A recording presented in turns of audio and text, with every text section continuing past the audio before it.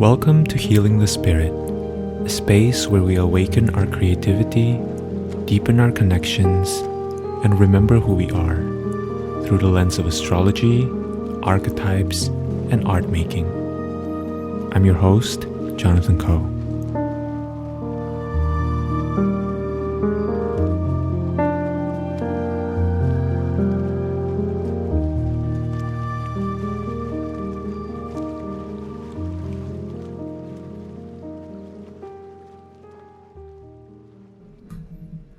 Hello everyone, welcome to this offering. My name is Jonathan Coe and I am so happy that you're here, and I feel grateful for your presence and for your willingness to engage with this work. In this offering, I will be sharing with you a practice that comes from my own personal practice that over time has become truly life-shifting for me and has become very life-affirming. And so I am sharing this with the hope that whenever you listen to this video or this audio, that it finds you in the moment when you most need it, and that it will nourish you and give you a deeper understanding of who you are, despite anything that's going on in your life. So I want to talk a little bit about this offering and about how this offering came to be, as well as why I decided to share this at this moment. So a few months ago, I was invited by the Wild Ones community to do a workshop with and for them for a virtual retreat that they were doing. And that workshop was titled The Gold Within, Remembering Your Inherent Worth. And I have been feeling in the past few weeks that this offering wants to be reshared with a larger community, with, in a larger platform where people can just find it. And I wasn't totally sure about why that was. And I kind of just allowed the message to come through, the feeling, the intuition, the nudge to be knocking at my door without really doing anything about it. And a few days ago, it became really clear. So I'm speaking to you today from the perspective of Saturday, June 25th, 2022. And it is the day right after Roe v. Wade was overturned by the Supreme Court. And if you don't know what about the US politics and about all of its intricacies, essentially Roe v. Wade protects the rights of humans with uteruses currently in the United States who need to get a legal and safe abortion. And also tomorrow, on Sunday, June 26th, is the Pride Month celebration in New York City. And so in the collective, I'm feeling a wide range of emotions that are very potent and very polarizing, or can feel polarizing, can feel very oppositional. I feel that there's a lot of fear. I feel that there's a lot of anger, a lot of questioning or concerns, a lot of uncertainty, as well as anticipation and even perhaps a sense of celebration. And so to me, these moments of really saturated collective feelings or collective stirrings are very powerful opportunities, because they're really portals.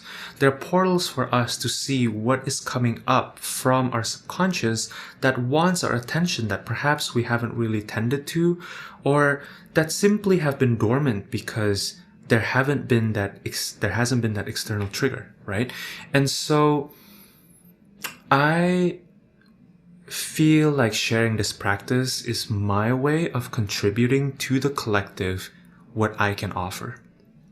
You may have a question about why I'm sharing a personal practice in a moment of collective distraught. And to me, the individual is not separate from the collective. When we think about the collective, right, the collective literally is the collection of the individuals, right? And so whenever we are in these moments of relative dis-ease, relative lack of regulation, it's very powerful to be working with ourselves because we are what constitutes the collective. And speaking about sphere of influence, what is definitely within our sphere of influence is how we respond to things. And not just how we respond or react to things, right? But the place from which we're responding to. So I want this offering to be a reminder for everyone, really, but specifically or especially for femmes, for queers, for aliens, for people who have been subject to marginalized identities under this oppressive system, to return to a deep knowing that is within you. And not just doing so from an intellectual place, but really approaching it from the holistic, right? The whole of your being, your emotions, your body, your spirit. So let's go to the core of this offering, right? Which is remembering our inherent worth. What is the implication of our worth being inherent? The implication is that we cannot buy our way into our worth. We cannot do anything that adds to or subtracts our worth. And this is not the predominant way of approaching or feeling our worth in the collective. We know this, right? Because the system we live in wants us to constantly buy that new thing to feel worthy, right? Or to be part of that club, or to be employed by the company in order to feel like we are worthy. And from my perspective, that is a huge lie. And that is an oppressive tool that has been used to continually extract from us, to continually mobilize us to get the things that we don't need, right? To feel like we are not enough as we are. And I think everybody understands that, or a lot of people, if you're tuning into this, you probably understand that from a perspective of, yes, you know, capitalism or consumerism wants me to buy all these things to make me feel worthy. And that is not the truth, right? But I think a lot of us have also not stopped to think about our rights and our relationship to authorities like government or like corporations. And I think this moment is really bringing up for me a lot of questions, a lot of reflections around the ways in which we have given our power over to our governments without really questioning whether they're truly the ones who are supposed to make these decisions for us, as well as corporations, right? So it's interesting to be sitting in this moment now between Roe v. Wade being overturned and Pride Month, right? Because on the surface, they couldn't be more different. And no matter which side of the argument you're on, these two feel like very different. They elicit very different responses, right? And yet, to me, they both speak to a similar energetic pattern of us giving away our power to these larger entities, right? Thinking about abortion rights. The implication of not having abortion rights is they're very dire for certain people more than other people, right? But in general, it is an issue for all of us. And also, it is important to remember that your worth is not tied to your rights. I'm going to say that one more time. Your worth is not tied to your rights or your lack of rights, right? Just because a particular government doesn't affirm your existence, doesn't affirm who you are on a being level, it doesn't mean that you are not that, and it doesn't mean that you are not worthy.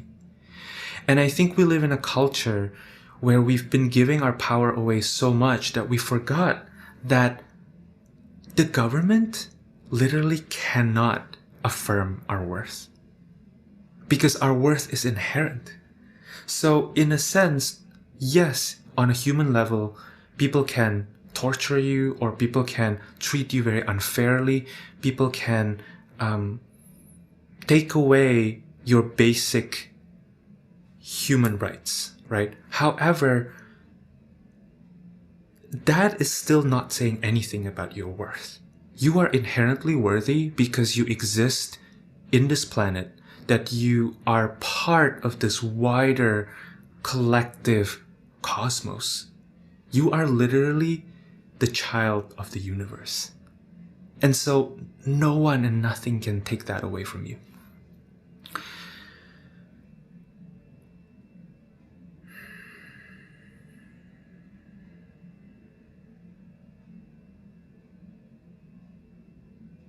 And so, if our inherent worth cannot be taken away from us, what else is out there, right? What else is possible? What happens if we make decisions, if we organize, if we mobilize from this place of knowing that our worth is inherent, and that no amount of law or protection can affirm that for us? That the work of affirming that is part of our spiritual discipline and spiritual responsibility. What if we don't give that power away to external entities? And this is the same, right, with pride, or perhaps a similar energetic exists here. A similar energetic pattern exists, which is pride has become, and I'm not trashing pride. I want to be very clear about that. It's not that I dislike pride, right? But as a lot of us are becoming aware, pride has become this corporate sponsored thing, right? That is, at its heart, the intention is truly beautiful. It is really to celebrate the humanity, right, in queer people. And also, we have to remember that our worth is not dependent on whether these corporations sponsor a huge pride celebration for us. It's just not. Our worth is within us, and it's always available to us. And so the question is, as someone who is interested in a spiritual life, as someone who is willing to do the spiritual practices, right? For me, the real question is, how can I always remember my inherent worth? Or what are some of the practices that I can use to recenter back into this truth of my inherent worth without needing the government or corporations or really anyone else to affirm my meanness, to affirm my worthiness? To me, the straying away, right, from remembering our inherent worth is perpetuated by a couple things. The first one is by hustle culture, right? Hustle culture taught us that nothing can be taken for granted, that we have to work hard in order to get the good things in life. It's like, work so hard at your 9-to-5 job in order for you to be able to enjoy that vacation that you deserve, right? And couple this with the binary mindset that we have, so deeply perpetuated within our education system. We're always taught that, even in the political system, there is the liberal and the conservatives, right? The Democrats and the Republicans, the men and the women. It's always these two sides, these two opposing sides, right? I think, to me, I'm just going to speak for myself here, that one of the ways in which I have been taught to forget my inherent worth is this narrative that if I remember that I'm inherently worthy, that somehow I will be completely uninspired to make beautiful things, or that I will be completely uninspiring. So I come from a music background, as a lot of you perhaps know, and I used to worry that if I get into a happy relationship, for example, if I have a partner who really affirms my worth, if I am loved, and if I'm experiencing a beautiful web of love in my life, that my art will fall behind, that I will be lazy, right? And so a huge part of my journey has been in unraveling these patterns and investigating these narratives. To me, laziness really is a construct. I would argue that I've never really met a lazy person. I've certainly met, people who are exhausted, people who are afraid, people who have lost hope, at least temporarily, people who have experienced profound trauma, whether on an emotional, spiritual, somatic level, people who are in a stuck or a freeze response, people who are dealing with imposter syndrome, which is really a result of this amnesia of our inherent worth that's been installed within us by oppressive systems, right? And to me, I've never really met a person who is inherently lazy. Like, that to me just doesn't exist. And so in my own spiritual toolkit, what's been the most helpful, what's been the most powerful is meditation, because meditation gives us an opportunity to step away, to step back from our default mode of being, from our from the ways in which we just naturally go from the place where we've been taught that we are supposed to do certain things, right? And so this practice is really for you if you're feeling powerless, if you're feeling reactive, if you're feeling small, if you feel like you're always trying to prove yourself and you're just exhausted of doing that.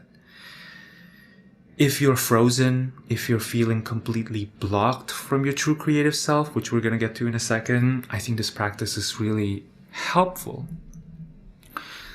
Something that I have discovered in my own spiritual path that surprised me is this almost being level remembrance that we are all inherently creative beings. That our culture somehow put creativity on a pedestal, right? That creativity is only reserved for artists or for musicians or for designers, for people who are in creative industries. And the first thing I will say is that that is not true, because our creativity is inherent within us, and that it's always, this creative force is always moving through us, right? When we think about perhaps reframing a certain pattern that we've had throughout our lives, that to me is creativity, right? If you've been typically triggered by certain things that certain people say, and then now you decided to think or to see this person from a different perspective, and then you suddenly are not triggered anymore, that is creativity, right? And all of us have done that one way or another. Creativity to me ultimately is about remembering that we have access to the force of creation. Creativity is about remembering that we have access to the force of creation. And this is very powerful, right? Because from this place of knowing that we have agency, that we have access to a certain force that can create change or that can create something new, we can really create new realities. And so, to me, this is one of the most powerful implication of engaging in practices that help us center back to ourselves, not to be free of thoughts, but to actually be so full of the remembering of our own inherent worthiness, and feeling that, suffusing that, infusing that within all of the cells in our bodies and into our emotional body, into our energetic body, right? Essentially filling up our space with the authentic energy, that the authentic life force that animates who we are as beings, right? And from that place, we can really be open to a flow of creativity, a flow of new ways of looking at things, that perhaps even if there are obstacles that have been placed, right, or that have been reinforced by the external world, you can still find a way out, because there's always a different path in and out of situations. And so, to me, creativity is really a collaboration, right, between our human self and our spirit self. The first thing we need to do is to be open to the idea that how our creativity or our creative forces move through us will look completely different than what we have in our minds. Judgment around creativity is totally unhelpful. There's always another perspective, right? And so it's easy for us to feel despair when we feel that our existence, when we feel like our beingness is invalidated by these oppressive systems, by court rulings that don't affirm our agency. But I want to be very clear that just because you are not being affirmed by these laws, don't mean that A, you're not inherently worthy, and B, that you don't have agency. And so this practice that I'm going to be sharing with you, there are actually a couple practices that I want to share here. The first one obviously is the meditation one, but I want to start with sharing another practice, which to me is a bit less mystical perhaps, and can be more accessible, because admittedly being in a meditative state can require a certain ability to regulate oneself, right? That is not always available to us at any given moment. But the first practice that I really want to share is going to sound so cheesy. And when I first thought about this practice, I was like, what? That's not going to work. But this first practice is really for you to stand in front of a mirror, to look at yourself, and first of all, to just allow all of the thoughts to come up, right? So we have been conditioned to see what's wrong with who we are in the mirror, right? When I look in the mirror, the first things that I start seeing are all these lines, that perhaps I've gained a couple more pounds than I would like to, or that maybe my hairline is receding, all of these stories, right? And I want you to stare at yourself long enough into the mirror to allow these thoughts to pass, to allow these installed beliefs to pass, and for you to begin appreciating and to begin feeling a certain sensation of friendliness towards yourself. Like for me, right now I'm looking at this Zoom this Zoom window, right? And I'm perhaps seeing, my cheeks look healthy. They look rosy. Or maybe, I like the shape of my ears. Just cultivate an inner practice of recognizing your own beauty. And if beauty feels too lofty and too unattainable, just recognizing your inherent pleasantness. Like there is something pleasant about you. And to me, our beauty also cannot be affirmed by external forces.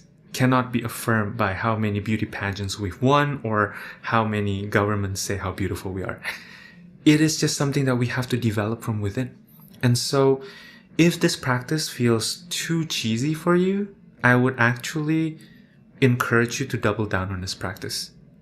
And if you feel like, that sounds maybe a little bit spiritually bypassing, then I would also recommend you to double the dose on this, because those judgments that come up, right, towards yourself or towards how silly this practice is, may just be the indication that you need this practice very much.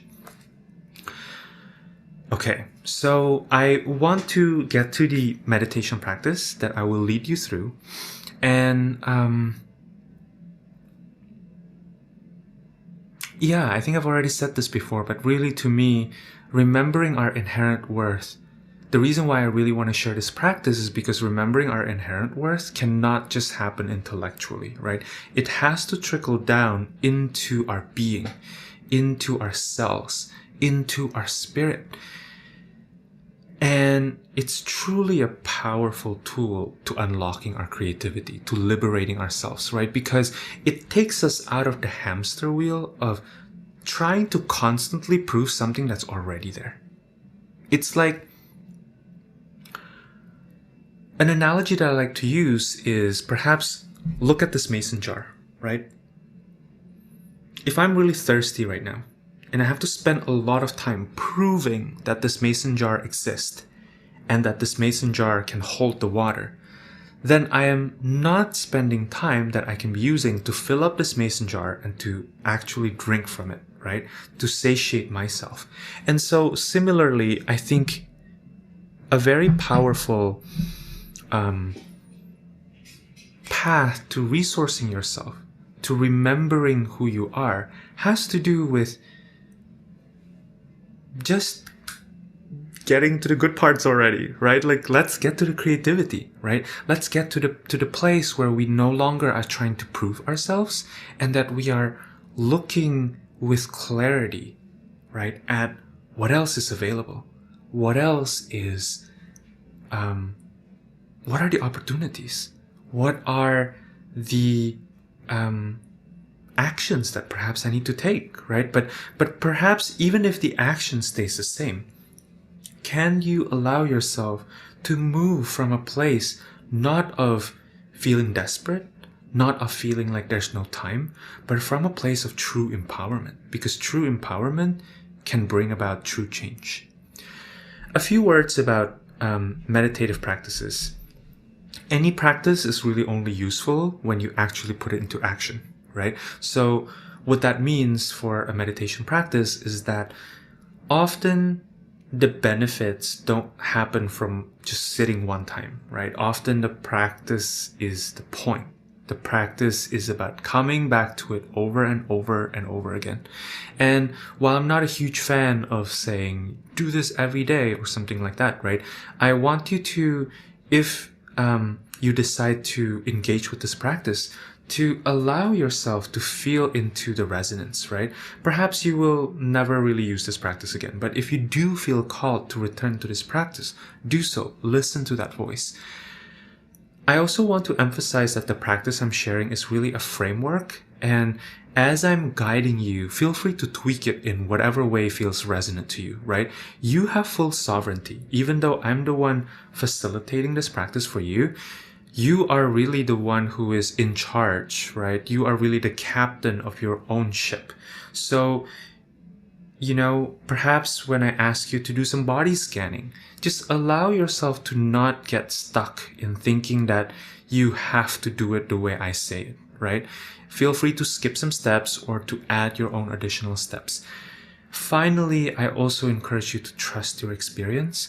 If you fall asleep or get distracted, there's no need to chastise yourself, because perhaps that's the experience that you're needing and that you're meant to have. If you're coming back to this practice maybe the second time or the third time or however many times you decide to engage with this practice, I would highly encourage you to allow yourself to gift yourself the benefit of the beginner's mind. Every single time, just allowing practice to be exactly what it is, right? To be practice. Like, this is not a performance. This is an opportunity for you to discover something new every single time. Okay, so whenever you're ready, I would invite you to begin this practice. You may do this practice in any position that you find most comfortable. I like to begin with a little bit of movement. So perhaps moving your neck. I like to also move my shoulders, move my back. Beginning to bring your awareness into your body as you're stretching, as you're moving different parts of your body. And when you feel ready, beginning to come to a place of relative stillness and feeling into your breath, noticing how bringing awareness to your breath is changing the quality of your breathing. Perhaps you notice that you are breathing a little bit deeper, or perhaps your breath is becoming wider. Just being with yourself and allowing yourself to have the experience that you're having.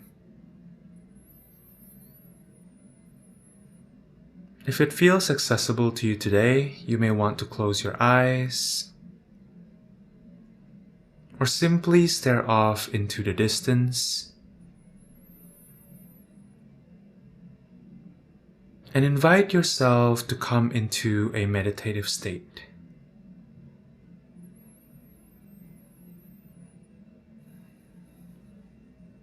Allowing full relaxation in your body, your head, your neck, your chest, your back, your belly, your legs.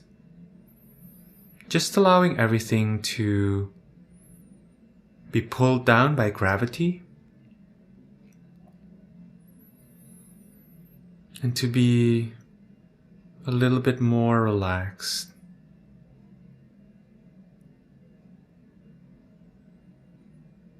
Allow yourself to begin with an intention. Perhaps putting one of your hands on your heart or putting the other hand on your belly. Begin with an intention of perhaps coming home to yourself, of being here and being present with what is, or perhaps accessing this part of you that is most expansive,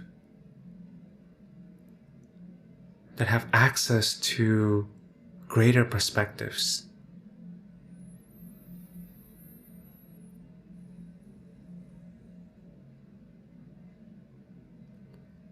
You may also want to take a giant step back from the front of your head, where you usually do a lot of your thinking, perhaps your forehead, into the center of your head, into the midpoint between your ears, and allowing the space in the middle of your head to be exactly where you receive insights. Affirm full ownership of this space. If you notice that there are any stories, any forces, any energies that are distracting, that don't lead you back to yourself, that don't resonate with you anymore, just letting that go. Allowing all of that to be absorbed down into earth. Allowing all of those energies to be neutralized by earth.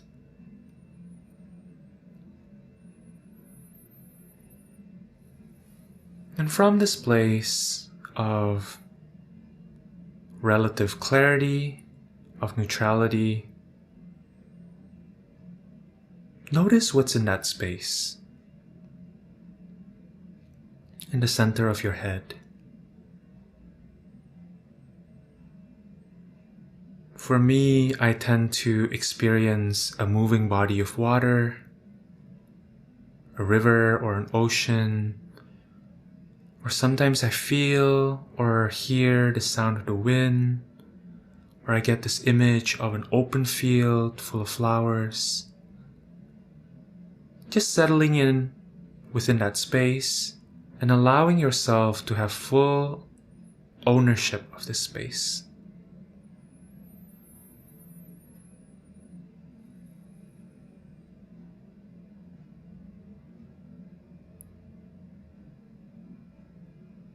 find your inner golden sun within this space. Perhaps beginning with a small speck of golden light right in the center of your head.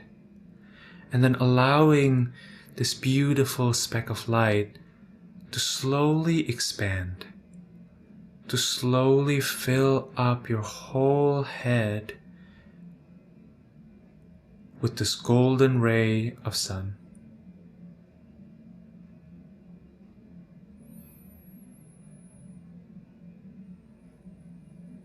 Imagine this golden light in the center of your head to begin illuminating your path. Perhaps in this point in the center of your head, you may want to visualize a path and noticing what that path looks like. Is that path short or long, winding or straight? Perhaps there are plants growing by the side of that path. This path is uniquely yours. This path is yours and yours alone. And allow this inner golden sun to illuminate your path.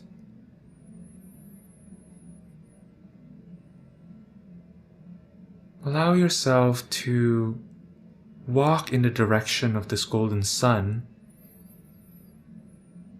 and to begin noticing what else is there on your path. Is there any person? Are there any messages? Are there any sensations that are here for you to remember your inherent worth?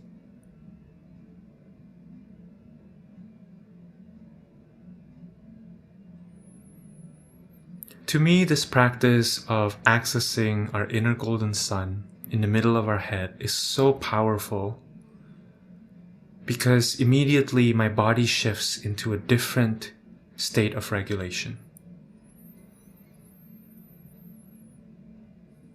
This inner golden sun is a reminder of your full sovereignty and your inherent worth.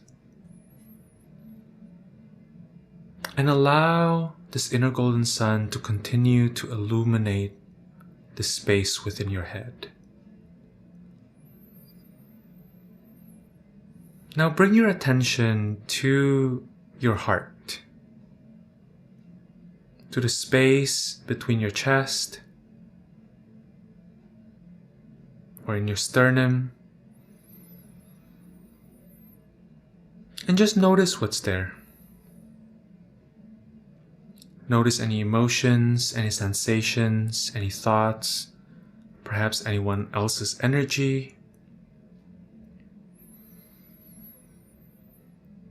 And just allow yourself to tap into a powerful experience of self-love.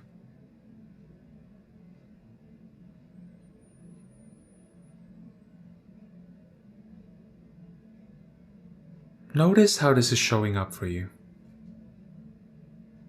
Perhaps it's showing up as a kind of tingling or warmth, or perhaps through a visual or a word or a sound.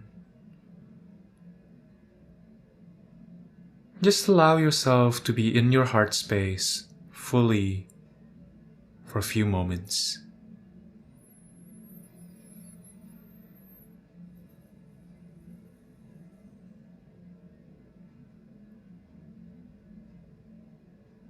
Ask your heart if there is an affirmation that it wants to give you. Is there an affirmation that your heart would like to share with you at this moment?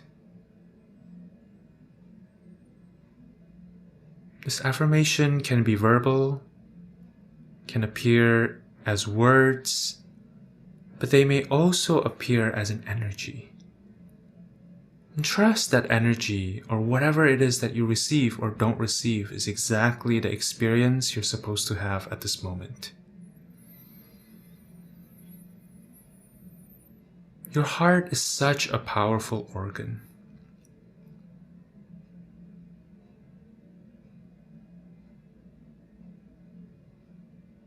Its electromagnetic field is about 5 times larger than that of the brain. And so your heart offers access to energetic healing, both for yourself as well as for those around you. Now bringing your attention into your belly area,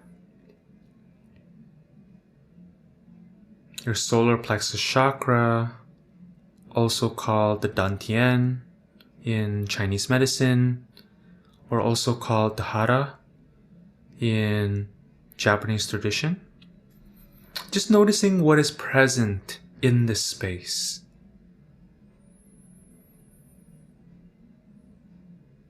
Your solar plexus is where you hold your power. Notice where you're giving your power away.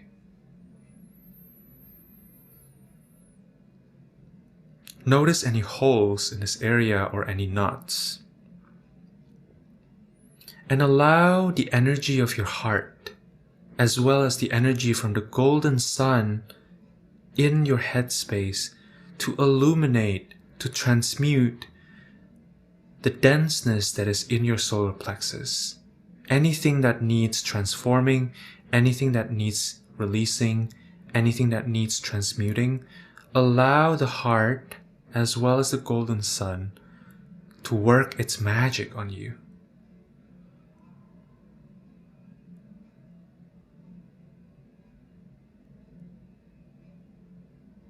And when you feel ready, you may want to bring this energy down through the base of your spine into the earth and just composting this energy.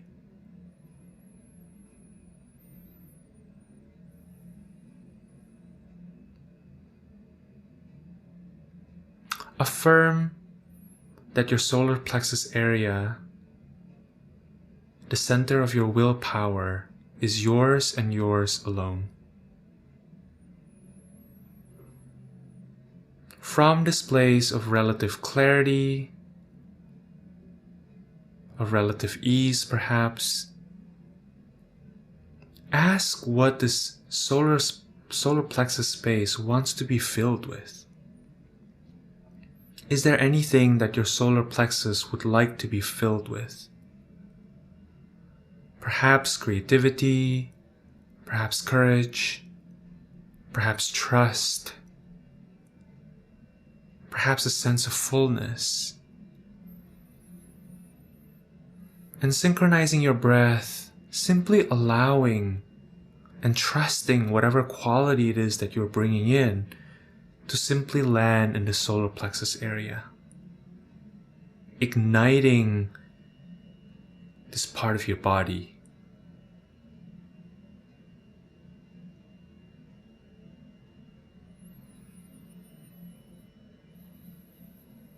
Notice how your body has shifted from the start of this meditation.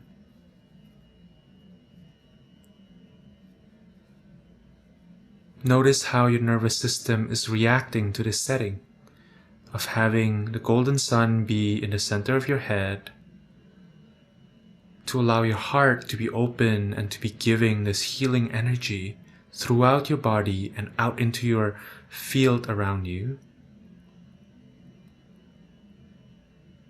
And for your solar plexus area to be clear of any energies that are distracting, that are not resonant, and to be fully filled with that which you are in affinity with.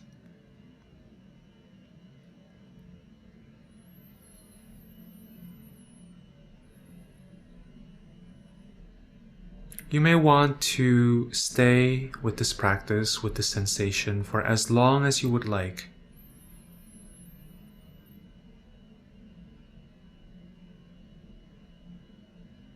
I would like to share an affirmation with you.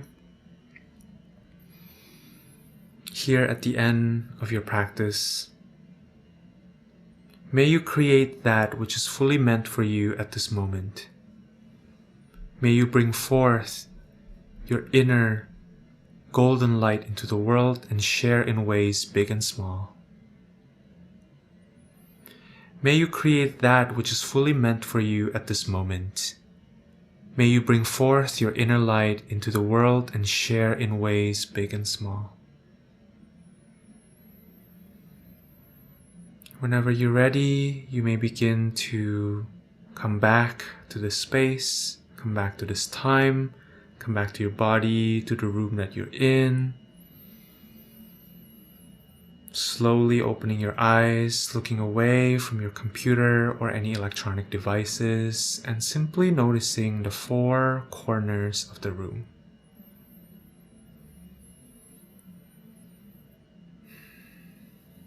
Thank you for sharing your practice with me. From the bottom of my heart, I am sending you so much love. I'm grateful for all that you are and all that you bring into this world. And I look forward to the next time we connect again.